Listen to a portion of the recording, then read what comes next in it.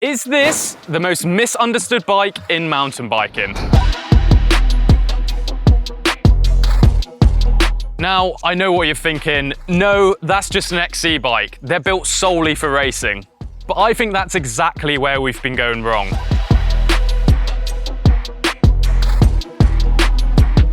Because somewhere along the way, cross-country bikes got labelled as bikes that are only good for putting a number board on the front and suffering your way around a race course.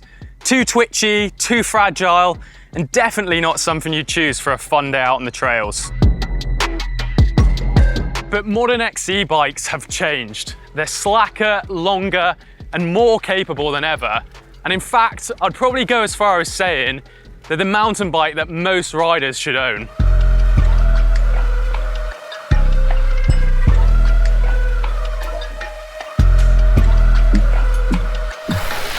So let's just get it out in the air then. Cross-country bikes don't exactly have a reputation for being cool in mountain biking. When most riders think of XC, they think about Lycra, heart rate monitors, race tape, and a whole load of suffering. And to be honest, there are reasons for that. For years, XC bikes were built with one goal in mind: getting around a race course as quickly as possible. They were steep, twitchy, and pretty unforgiving when things got rough. It's no wonder that people started to see them as specialist race bikes, rather than things you just want to go out and ride for fun. The thing is though, mountain bikes have changed massively in the last decade, and XC bikes have changed with them too. Things like 2.4-inch tyres, dropper posts, and geometry that would have looked pretty progressive on a trail bike a few years ago have all made these bikes way more fun to ride. Yet despite all of that, most people still seem to think of XC bikes as specialist race machines. And to be honest, I think they're missing out. Now, think about the type of riding you actually do. Most of us aren't fortunate enough to live a couple of miles down the road from a bike park or have super long technical descents on our doorstep. In fact, the reality for most of us is quite different. Most people's rides have to include a little bit of road to get between the trails, some climbing, a few bridleways, a little bit of single track, and a lot of time spent pedaling between the good bits. The reality is, most of our rides have to include mellower trails. And even when we get to that single track, the chances are it's never quite as long, technical, or gnarly as we want it to be. It's something I've actually spoken about before on the channel. Most of us aren't heading out and lapping the same descents all day.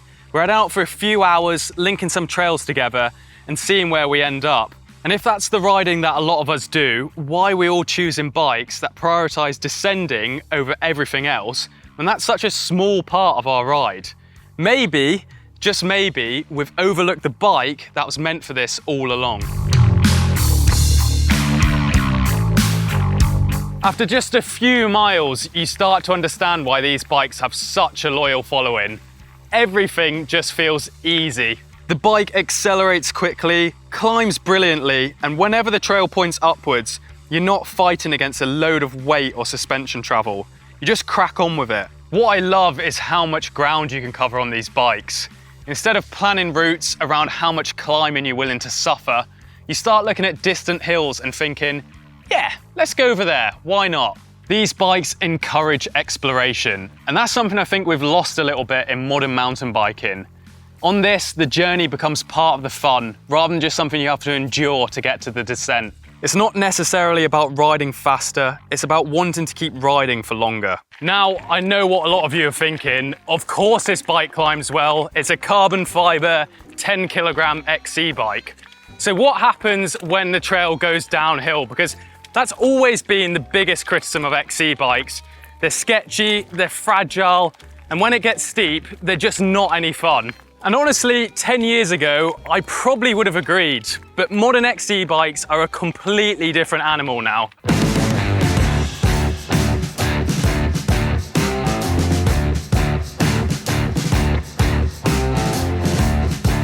They're longer, slacker, and way more capable than they used to be before. Almost all bikes come equipped with dropper posts now, decent suspension, and tyres that aren't much narrower than what you get on a modern day trail bike. These trails, for example, I don't think would be that interesting on a full-blown trail bike or enduro bike, but on this, They're super fun and actually a little bit challenging. You can't just plow for everything because you've got lighter case and tyres. You have to pick your line a little bit more. And that's what I love. They can make your daily, everyday rides feel really engaging, and you don't have to live next to a double black diamond trail to feel like you're pushing the limits. And when you watch riders like Charlie Aldridge and Bjorn Riley on these sort of bikes now, you can see how much is actually capable of them, and you can ride some really fun, techie trails.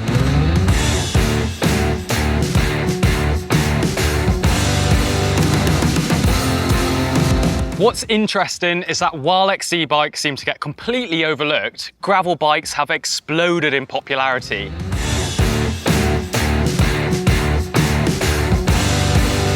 And don't get me wrong, I do get it. They're versatile, efficient, and brilliant for exploring. The thing is though, a lot of the terrain that people ride on gravel bikes isn't actually gravel. It's rough bridleways, rooty single track, choppy byways. I can't help but think every time I ride a gravel bike, wouldn't I just be better on my XC bike? You've got more grip, more confidence, more comfort, the list goes on. And then when the trail actually points downhill, you're not hanging on for dear life, hoping you're gonna find some grip or not get a puncture. You're actually having a mint time and enjoying it. For most riders, a mountain bike gives you all the efficiency of a gravel bike while massively expanding the amount of places you can ride confidently. And if your sole goal is to go out there and just have a good time, that's quite a compelling argument, I think.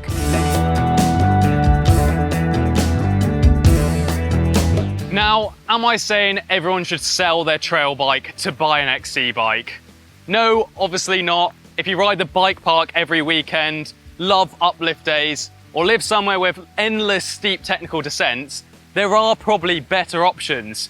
But I think most people, if they tried it, would fall in love with a bike like this. If you enjoy long rides, love exploring, or just want one bike that can almost do everything, the XC bike might just be for you.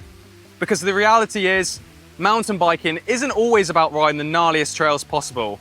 Sometimes it's about leaving the house with no real plan, linking together your favorite trails, and seeing where the day takes you. And that's exactly where bikes like this shine. Maybe XC bikes aren't just race bikes anymore. In fact, I probably think they're the closest thing we have to a true do-it-all mountain bike.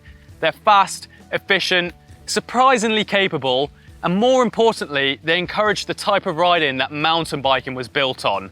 Not shuttles, not uplift vans, not endless laps of the same trail, just heading out the door, turning the pedals, and seeing where the trail takes you. So is the XC bike the most misunderstood bike in mountain biking? Well, I think it just might be. And if nothing else, I hope this has encouraged you to give XC bikes another chance. Let me know down below what you think to cross-country bikes. Have you given one a go? Will you try one after this? Thanks for watching, guys. I'll see you in the next one.